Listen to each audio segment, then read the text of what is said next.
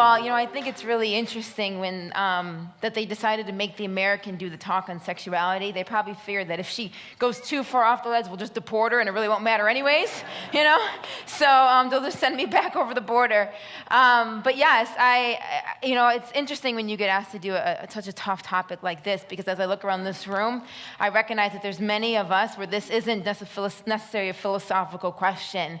It may have been at one point, if we go back even just a few years, a lot of these topics and ideas would have been something that we kind of discussed more from a philosophical, possible kind of approach.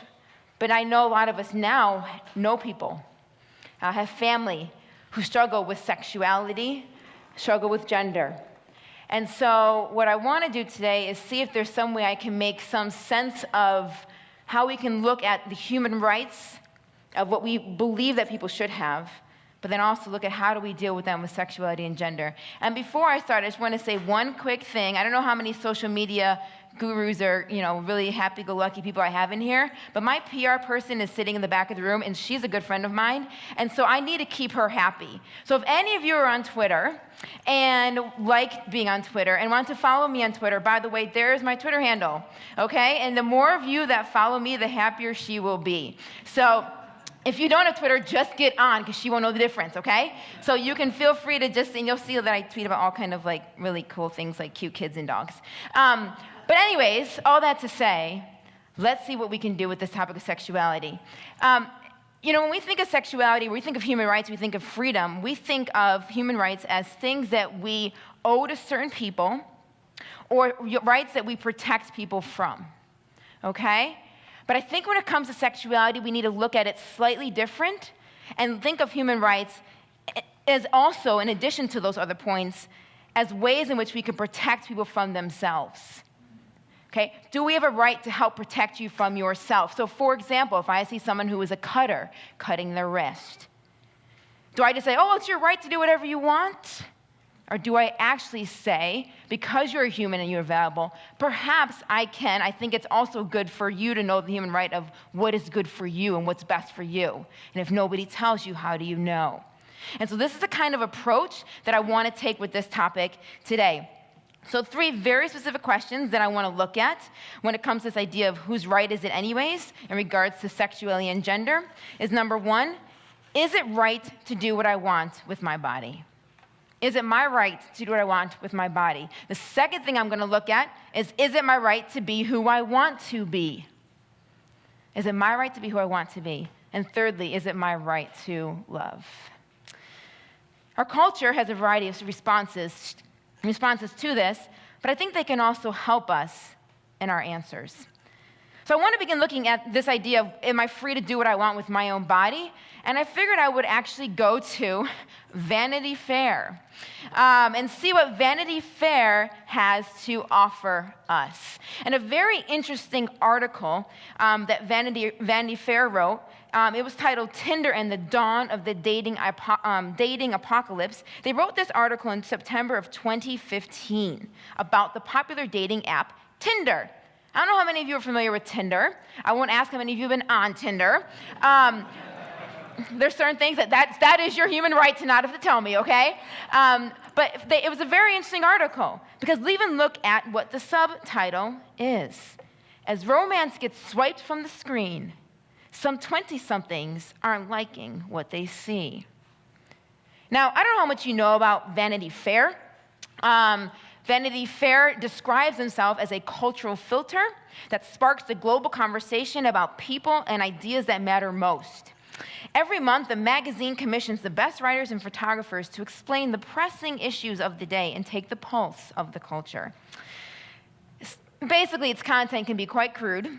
It is very relevant to what's going on in culture, but they don't really hold back. It's pretty sexualized, very much about fame, beauty, wealth, materialism. And yet they publish an article that I'm going to read you bits of in just a second. If you're not familiar with Tinder, though, let me first explain to you what Tinder is. Tinder is a dating app. It is different than a lot of other dating apps or dating websites, because a lot of the other websites and apps are looking to help people get not just relationships, but maybe long-term lasting relationships. You always see the eHarmony, TV commercials about, oh, we met at eHarmony and we're married and these kind of things, right? Tinder's different. Tinder is what's called a hookup culture. Okay? So one-night stand culture, if you're like, we're born before 10 years ago, okay? One-night stand kind of a thing. When on Tinder, you get your name, you have your age, and you have what you do. And based off of that, people kind of can see your face, and if they like you, then they swipe to the right. And if they don't like you, they swipe to the left. In other words, they put your face one way or put your face the other way, depending on what they think of you. And you do the same thing. So you just get on there, whoever knows how many people are on there, and you're going through the people, and if you like somebody, you swipe to the right. And you just keep getting rid of, swipe to the left, everybody else that you don't like, and get rid of them. Okay? And you just kind of see, who can I hook up with? Who can I be with? Very, very interesting kind of app. But I want to read you a few parts of this article that Vanity Fair wrote on Tinder, because I think it's very, very telling and very, very insightful. So first, let's start with the gentleman. During the interview that Vanity Fair did of different people who were on Tinder, they actually went around and talked to people who were using the app regularly or had been using the app for a period of time. One gentleman in particular bragged about his encounters with women. It helps us to get a good feel as to what Tinder is all about if we read a little bit of his response. He says, guys view everything as competition. He elaborates with his deep, reassuring voice. Who slept with the best, hottest girls? With these dating apps, he says, you're always sort of prowling. You could talk to 2 or 3 girls at a bar and pick the best one. Or you can swipe a couple hundred people a day. The sample size is so much larger. It's setting up 2 or 3 Tinder dates a week, and chances are sleeping with all of them. So you could rack up 100 girls you've slept with in a year. Let's keep reading and learn about Marty. But Marty, who prefers Hinge, which is just another dating app, to Tinder, Hinge is my thing, he says, is no slouch at racking up girls. He says he slept with 30 to 40 women in the last year. I sort of played that I could be a boyfriend kind of guy in order to win them over. But then they start wanting me to care more, and I just don't. Sadly for Marty, he has a friend named Alex who has somewhat of a conscience, and so he actually scolds Marty and says, dude, that's not cool. I think to an extent it is like sinister, because I know that the average girl will think that there's a chance that she can turn the tables. If I were like, hey, I just want to have sex, very few people would want to meet up with you. And then he realizes, do you think this culture is misogynistic? He asked slightly. Very interesting, huh?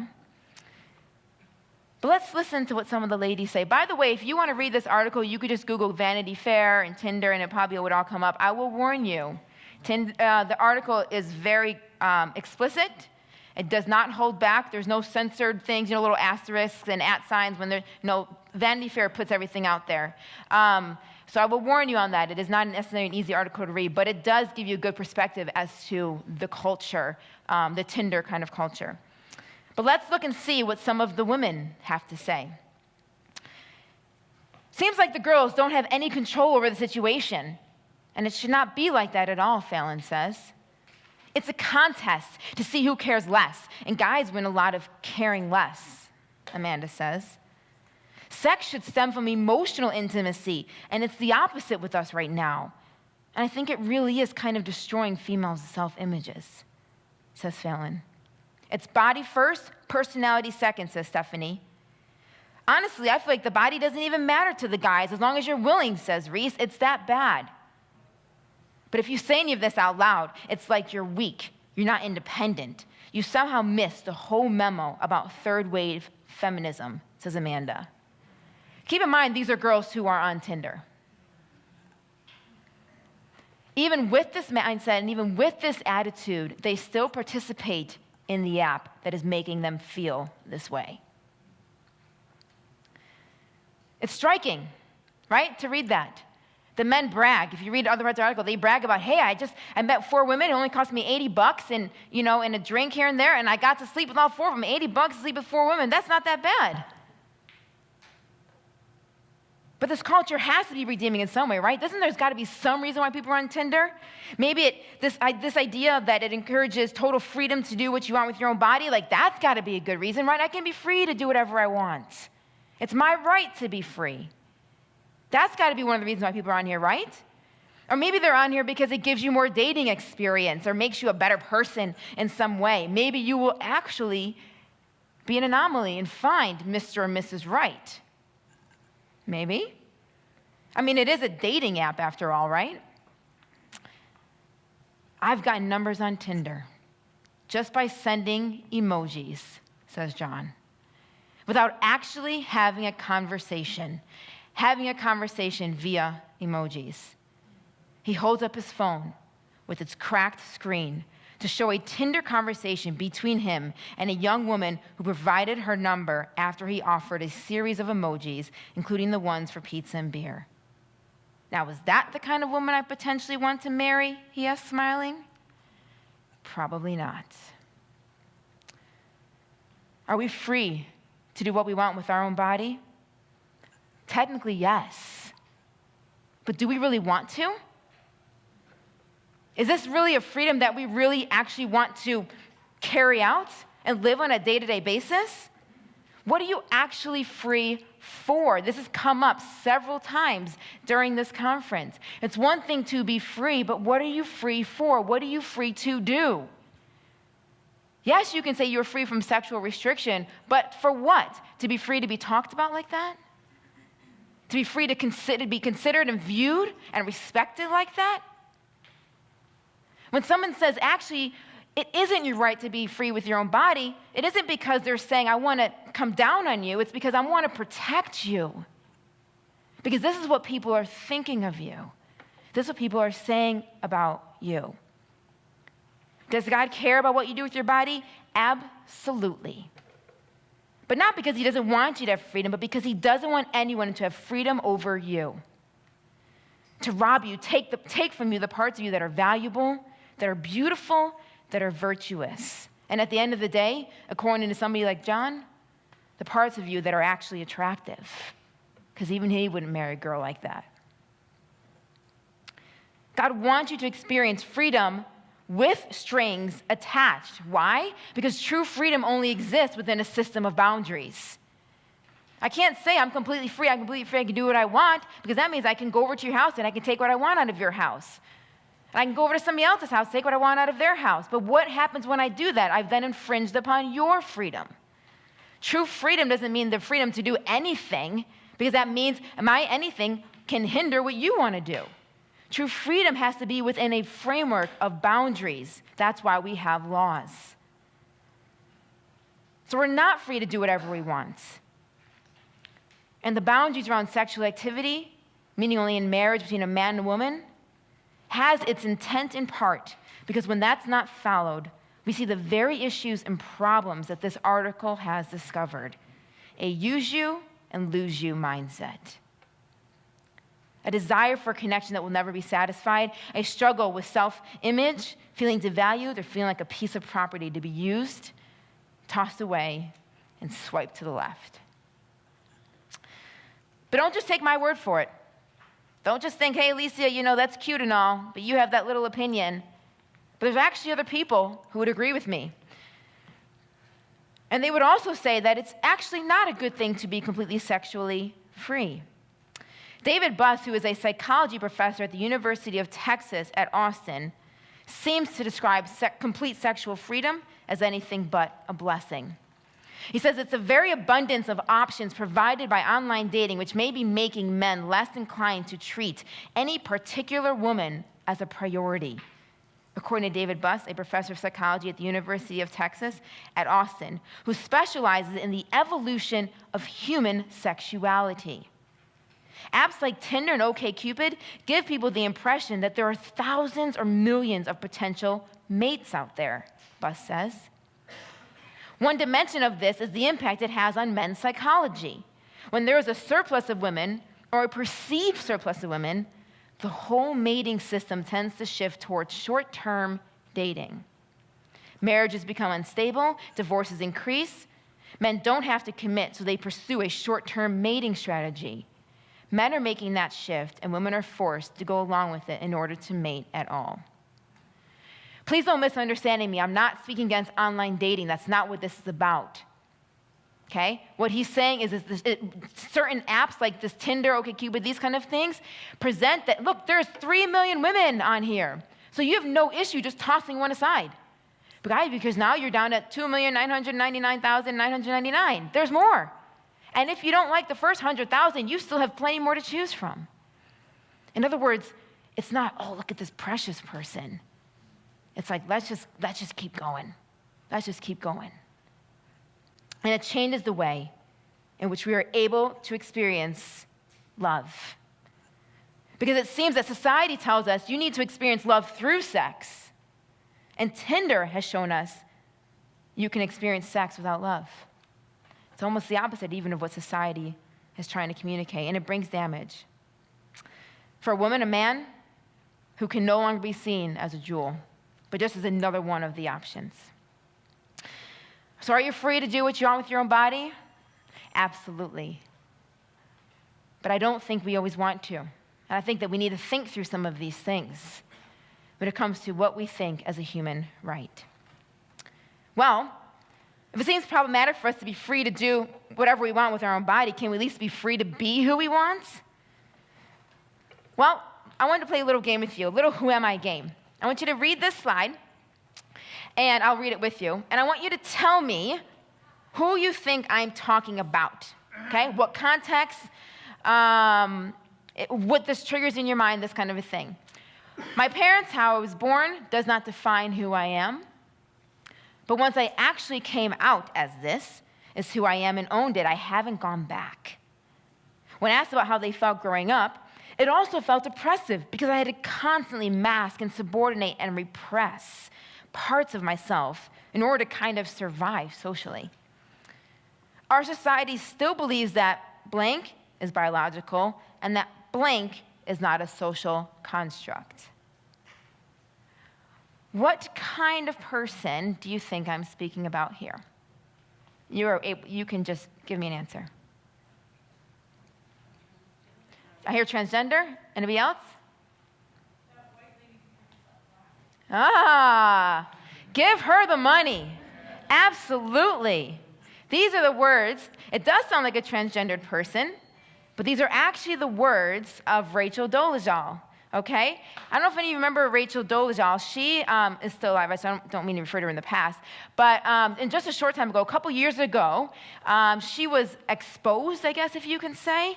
She worked for the NAACP in Spokane, Washington. And she also went to Howard University. And she had kept up or maintained the lie that she was a black woman when in reality she was not. And this went on for several years. Her parents kind of got fed up with the lie, and they were actually approached by a reporter, and they exposed her. I want you to take a look at these pictures of Rachel. Here she is as a teenager. Here are her parents. And here is Rachel as an adult. She identifies herself as transracial. Okay? Transracial. This pictures probably don't do it justice. If you were to Google her, you would see that her skin is actually somewhat darker. She definitely tans a lot and things like that to kind of help with the darkness, because as you can see, her natural color is much lighter than that. She didn't publicly self-identify as black until she was around 26 and was divorced from her black husband. And if you were to ask Rachel, if you were to bring her into this room, she would say that race is a social construct and it is not biological. Okay? Race is a social construct and it is not biological. Race is fluid. Her exact quotes are, "My worldview is at dissonance with the mainstream worldview of society." Hence why people got upset with her. She started identifying herself as black somewhere around 5 years old. She would draw pictures of her, like pictures as a kid with darker skin. She'd draw pictures of herself with black curly hair. So she says that she's felt this way for a very, very long time. And so a genealogist actually went back and looked into her bloodline all the way back into 1671 and found no black within her DNA. People got very angry with Rachel. They called her a race faker, a liar, and a con artist. She has received tons of hate mail. She eventually resigned from the NAACP. Basically, her whole reputation was tarnished. People were very, very upset with her, specifically the black community. Why was the black community upset with her? For several reasons. Number one, they said this is just an example of white privilege, meaning that she has the ability to be anybody she wants. She can be white when it benefits her, and she can choose to be black when it benefits her. So for Rachel, they would say she was white growing up, but then when she wanted to go to Howard University, when she wanted to be a professor at Howard University, which is a predominantly, it's a historically black college university in America, when she wanted to get a job with the NAACP, then being black worked to her benefit. So this is her able to go from one side to the next. She can be white when she wants to. She can be black when she wants to. If she gets pulled over by a police officer, she gets white. She can be white. But a black person can't say, hold on, police officer, hold on, sir, don't shoot me, I'm white. It's not really going to work the other way around, is it? But Rachel has the ability to do that. Another response from the black community, anger. Just because you call yourself something doesn't mean you are. You can't be black if you're really white. It's impossible. Another response from the black community, race is biological, Rachel. You don't pick it.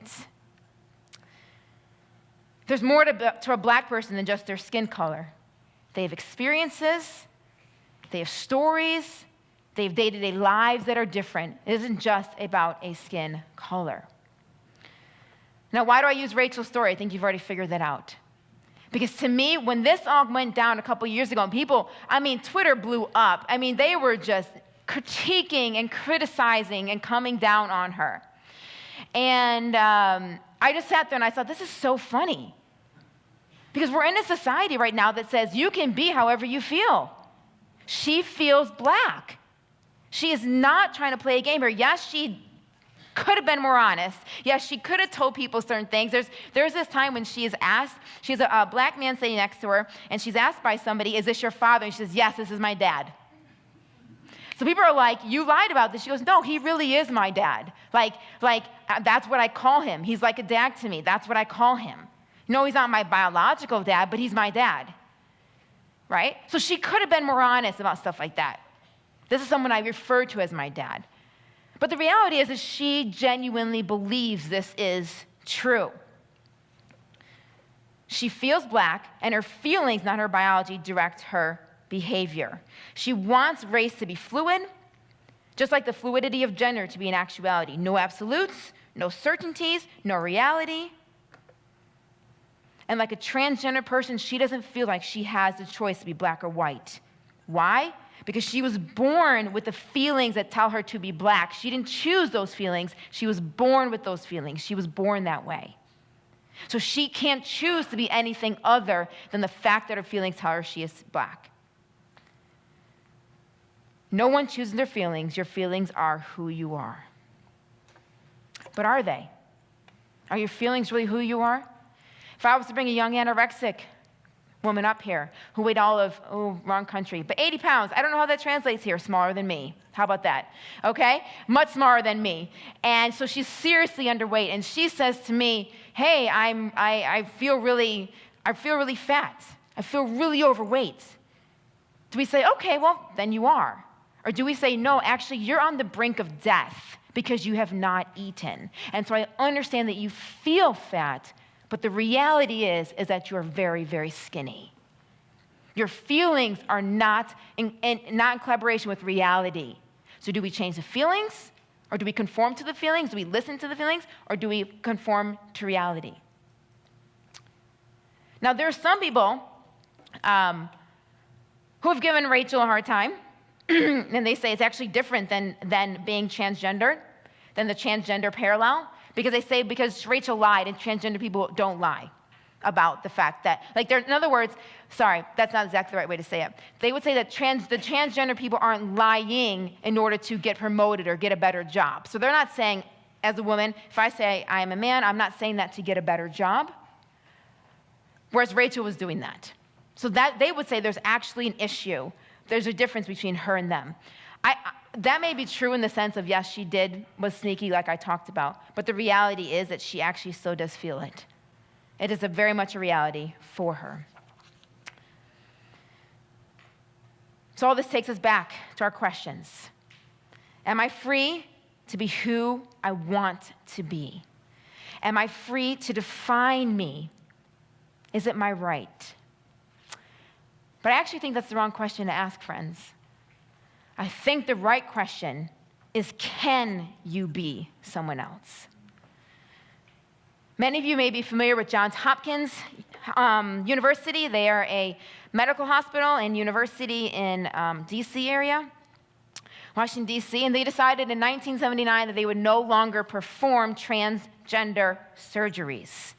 And they listed several reasons, including an increase in the risk of suicide post-surgery, the spontaneous resolution of trans desires in kids. They started to notice that kids actually, as they got older, all of a sudden stopped, their desires changed, and they didn't want to change anymore. Third, the psychological conditions noted in parents and kids. And fourth, regrets that people have after surgery. Dr. Paul McHugh, the former psychiatrist in chief for Johns Hopkins, in 2015 said that sex change is biologically impossible. People who undergo sex reassignment surgery do not change from men to women or vice versa. Rather, they become feminized men or masculine women. Claiming that this is a civil rights matter and encouraging surgical intervention is in reality to collaborate with and promote a mental disorder. Just an update, more recently, Johns Hopkins has decided to reverse their position now, and in the summer, or I guess now, summer of 2017, so right about now, they're going to start performing transgender surgeries again after, I guess close to 40 years of not. But what does performing surgeries based on feelings communicate to us as a larger society? I think it forces us to deal with the question, do we listen to our feelings or reality? In our society today, it seems like there's a growing gap between reality and what we believe is right. I hear parents say all the time to the kids, right? And I think I grew up in an environment like this, right? You can be anything you want to be. The sky is the limit. You can do anything. It's all possible. No, it's not. If I can't sing, I can't be a singer. Sorry, Mom. If I can't act, I can't be an actor. Sorry, everything isn't possible for me. I cannot just be anything. That is the reality check. But it's not just, and I know parents are saying that to try and encourage their kids, and I get that. I'm not picking on them. And I don't think it's just something that parents just do only, but I think we as adults have taken on this mentality. Yeah, you can be anybody you want to be. You can be anybody you want to be.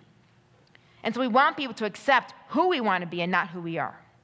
And so we conform and change our reality, our physical bodies, into what we wish they were, because then we'll feel whole, right? Then things will be okay. But that's not always true. Transgender surgery does not always leave somebody happier. There are personal experiences of transgender people post-surgery that affirm this, and I want to read you 2 such stories right now. The first one is of Alexis Arquette.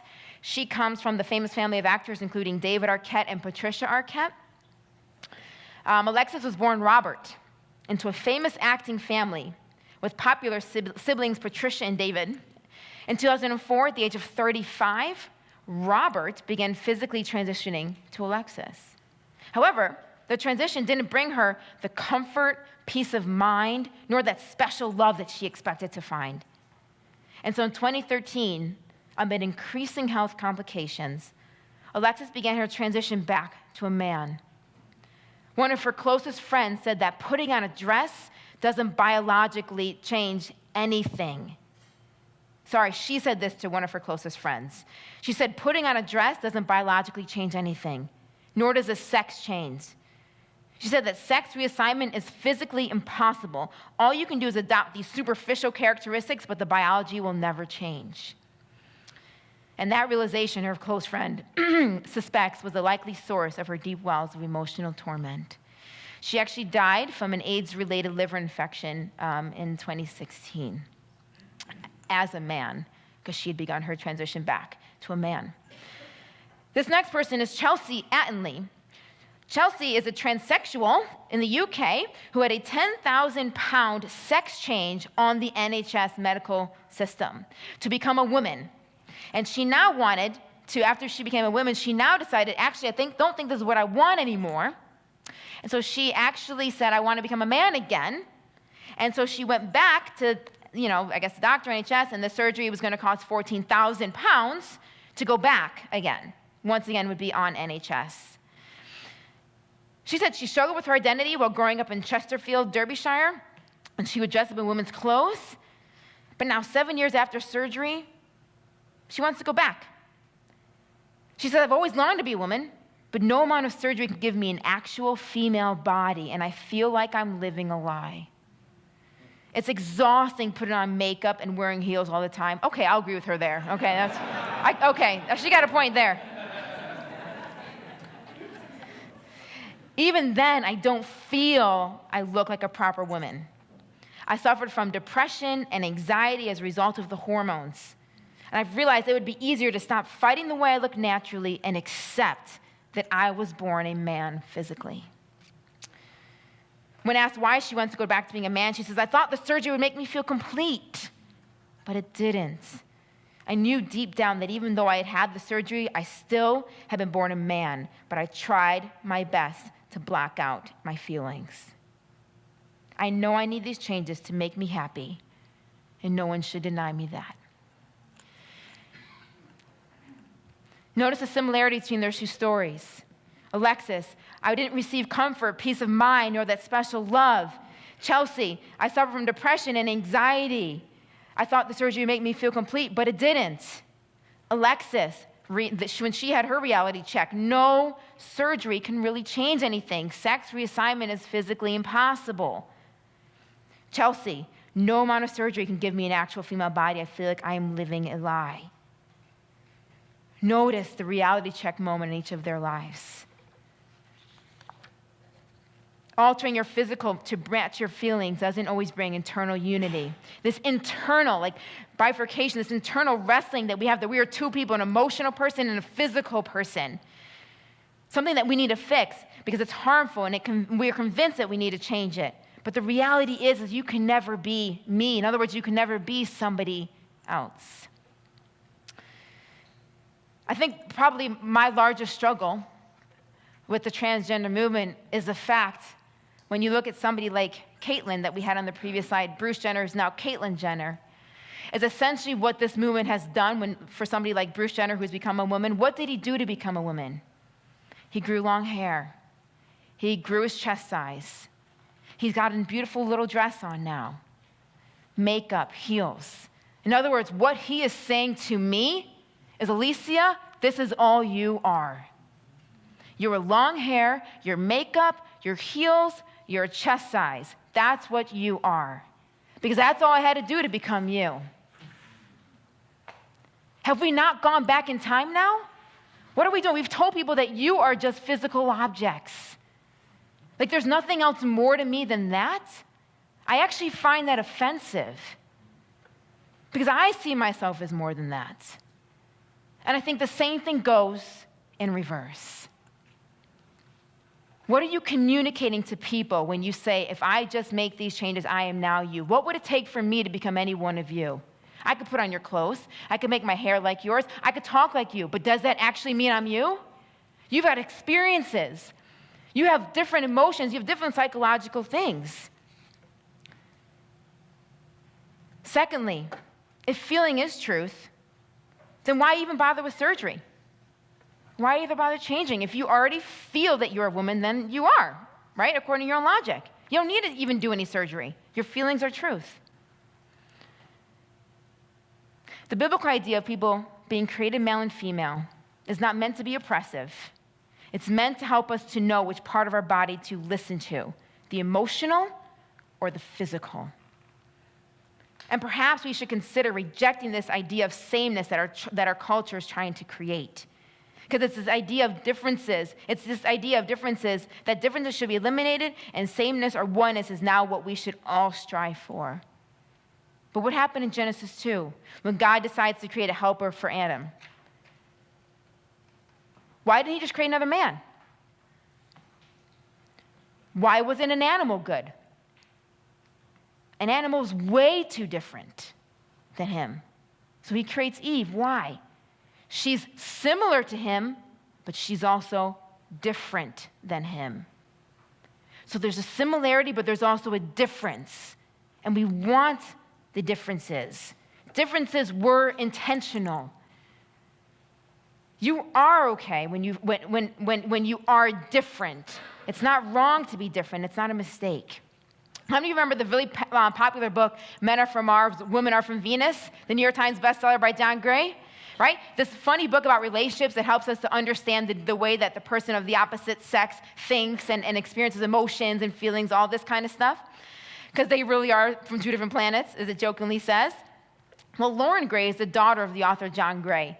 And she's kind of joined with him to write relationship advice. And she actually writes this, which I think is fascinating. She goes, difference has become a bad word. We make funny assumptions about differences, like somehow the very concept demands an inequality. One must be better, smarter, stronger, cooler than the other. This is just not the case. Men and women are fundamentally different.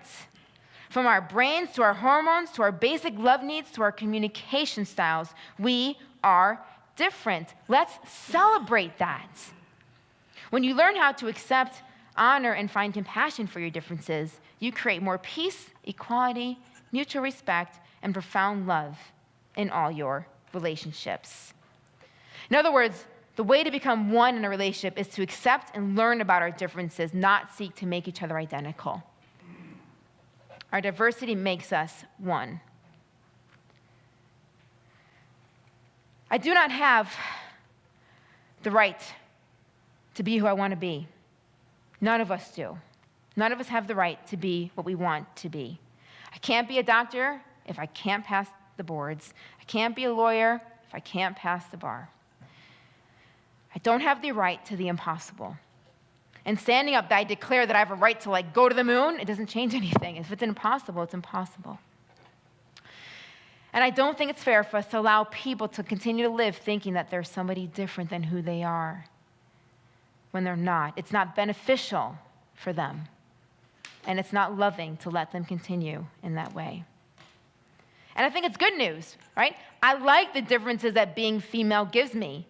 And it's also nice in talking to a man to appreciate the different ways in which they process life and the different ways that they would make decisions in life. I still think my way is better, but at least I listen, right? I mean, I can acknowledge the difference that we have, okay?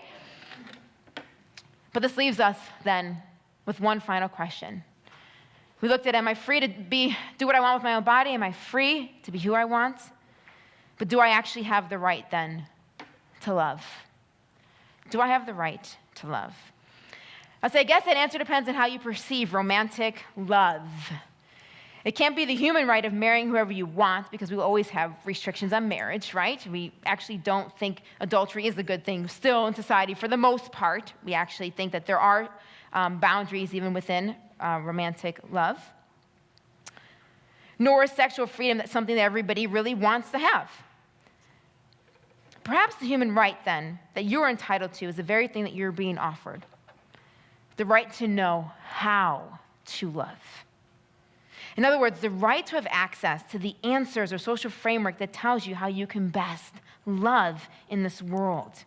And to be denied that information that tells you how you can best love is a human rights violation. To not have somebody tell you how you can best experience love and allow you to blindly walk through this world is a human rights violation. So while many people don't like the biblical stance on sexual romantic love and expression, meaning between a man and a woman in marriage, they neglect to realize that what the Bible does is it affirms several things. Number one, that love is beautiful, that love is good, and that romantic love exists for you to experience. But number two, the biblical stance also tells you that no human is therefore defined then by their sexual desires or their orientation, because you're more than that. You are more than that. And that last point is very important in terms of how you are defined or how your value is seen. Because if you were to talk to atheists, I always find it so interesting that Christians, when it comes to homosexuality, that Christians are the ones who get the bad rap on this.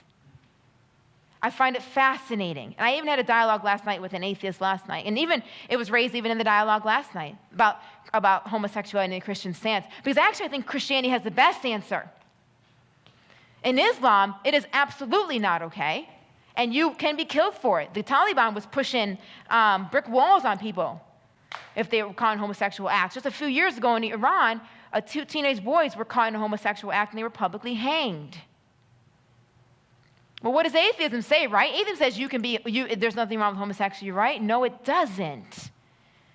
It actually doesn't say that. That's what they will tell you. But the justification for it you won't find in atheism. So here's a couple answers that atheists have offered to answer the question, how does evolution explain homosexuality, or how does homosexuality fit into the whole evolutionary paradigm?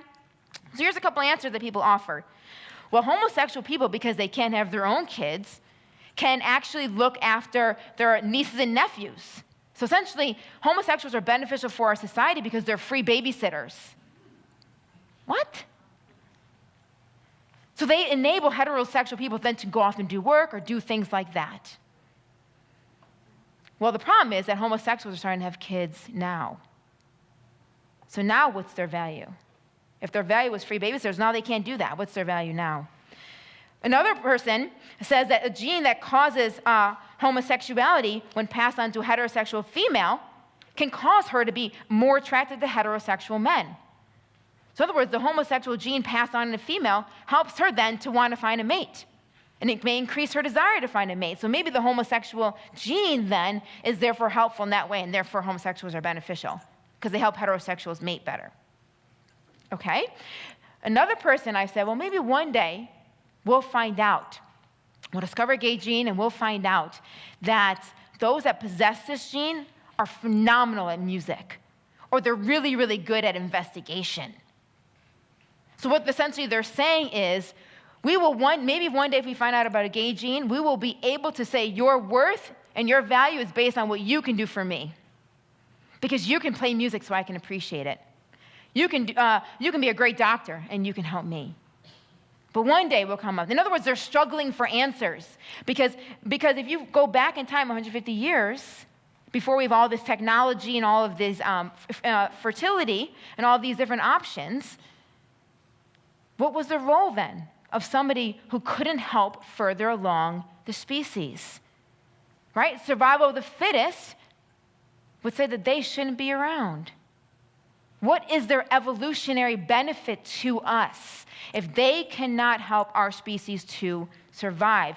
Which is why I don't think atheism actually is okay with homosexuality. And I had a conversation with a gentleman about that last night. He was at the table in the back. Chris last night used the example that about 4% of people are homosexuals. All right, Chris. So you're saying it's 4% of people, not a big deal. Okay, well, what if that percentage changed to 90%? What if 90% of people decide now they wanted to be homosexuals? Or let's say they say, not that they chose, that they say, I've always felt like I'm a homosexual, now what? So let's take infertility, take fertility, take all the modern day technology out. All of a sudden, 90% of society says that we want to be homosexual. Are you still okay with it? Because see, I actually only think that atheism is okay with homosexuality because of heterosexuals. Once heterosexuals don't exist, atheism now loses their foundation for which they can say homosexuality is okay, because they need them now. They need them to survive. Right now, they can just say, it's okay, it's only 4% of the population. The 96% are still helping our species to survive. So they hide behind this, which means that they're not really okay with it in principle, and they're struggling to find a value and a reason for why they're there. This is why I pray and I hope that we never find a gay gene.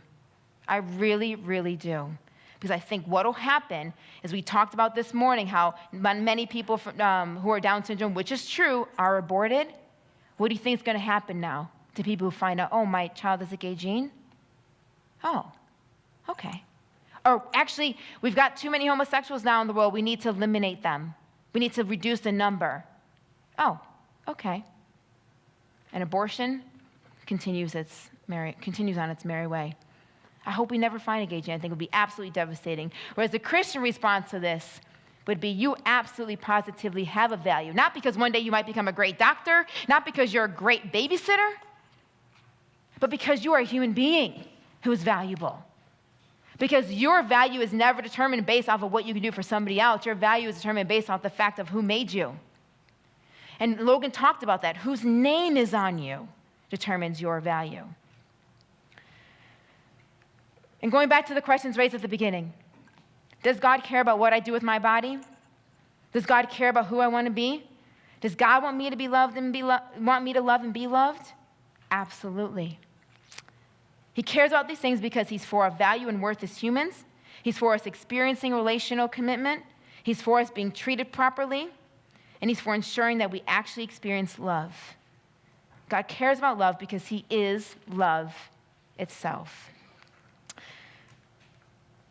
Within Christianity, I believe God is for love, so much so that he acts in accordance with it. As we all know, it's plastered in all kinds of places for God to love the world, right?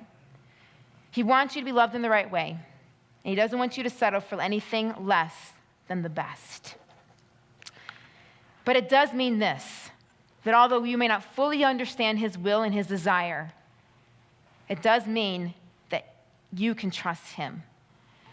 I'll give you a quick example, and then I will turn it over because we're going to move to a time of Q&A. Young child is playing in their front yard, and the ball rolls into the street.